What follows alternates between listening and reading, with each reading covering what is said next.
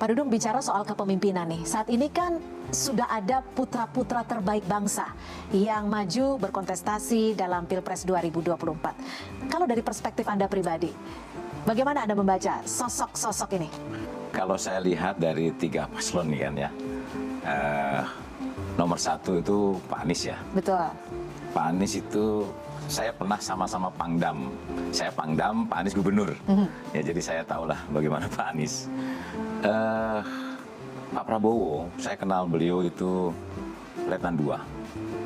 Jadi saya Letnan 2, beliau Danjon 328, tugas operasi di Timur Timur.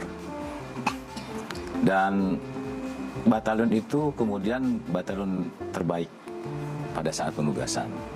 Saya tanya ke beberapa perwiranya di sana di 328. Rupanya memang kesejahteraannya luar biasa, satuan itu. Kemudian banyak peralatan-peralatan yang memang diadakan oleh Pak Prabowo sendiri secara pribadi. Dan termasuk militansinya beliau. Dan bahkan beliau itu kemudian karena keberhasilannya dapat sekian pucuk senjata, kalau tidak salah beliau mendapat kenaikan pangkat luar biasa dari mayor ke letkolnya. Saya kagum lah sama beliau. Bahkan kemudian pada saat saya kapten, beliau kolonel, dan beliau pun mengagendakan beberapa perwira-perwira muda, dikhususkan bahasa Inggris selama 6 bulan di Jakarta di Kopassus, kemudian diberangkatkan ke luar negeri untuk mengambil S2. Bahkan lulusan-lulusan SMATN disekolahkan langsung ke Amerika maupun ke Inggris. Artinya kepedulian untuk meningkatkan sumber daya manusianya itu luar biasa lah kalau menurut saya.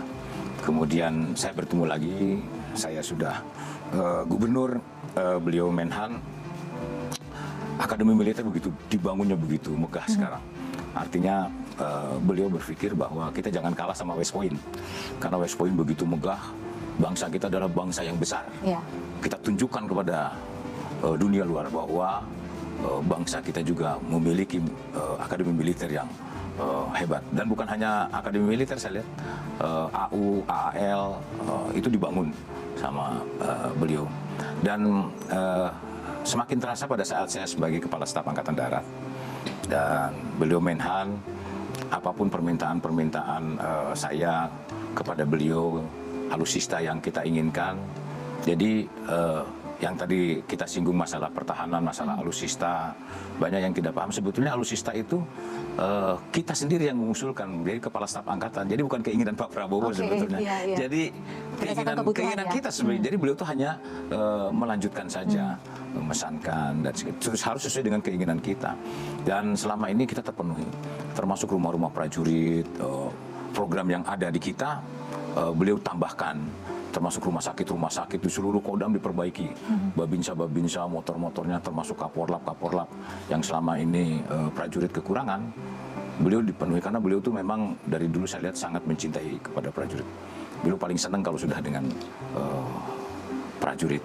Dan beliau itu kalau boleh saya mengatakan kalau dadanya dibelah itu merah putihnya itu masih jam 12. Jam 12 itu berkibarnya itu masih semangat, masih berkobar-kobar.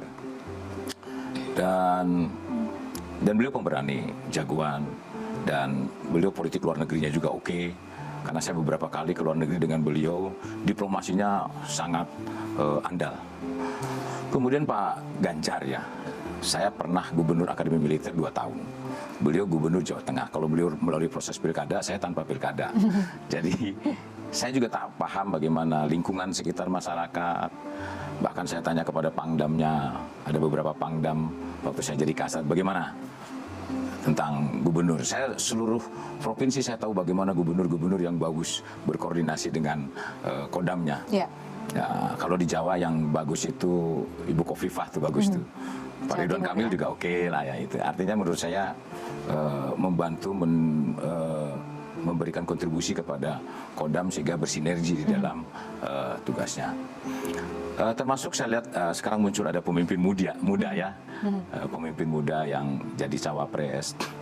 Saya terkadang menurut saya kok umur 36 tahun dibilang muda gitu ya. Kalau menurut saya tua itu.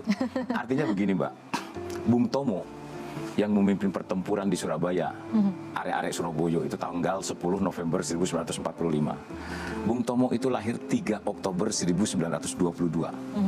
Artinya, pada saat memimpin pertempuran, beliau itu baru 23 tahun. Jadi anak-anak muda mungkin sudah waktunya kalau menurut saya itu. Kemudian Pak Harto, Mbak. Jenderal Sudirman dulu. Jenderal Sudirman tuh umur 31 tahun sudah memimpin gerilya. Sementara Soekarno dan Hatta itu terus diungsikan. Tapi dia memimpin gerilya demi tegaknya negara kesatuan Republik Indonesia. Setelah bergerilya, maka 1 Maret 1949, Soeharto, Letnan Kolonel yang dilahirkan tanggal 8 Juni 1922. Kemudian beliau pertempuran tahun 1949, usianya itu baru 28 tahun.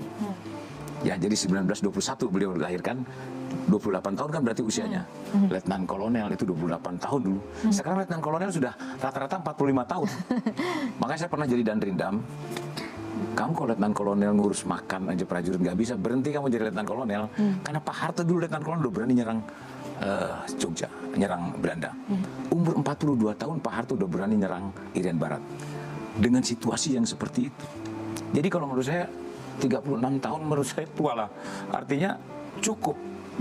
Dan rata-rata saat ini para pemilih ini rata-rata kan kaum milenial nih. Ya, hampir milenial. 60% milenial. Udah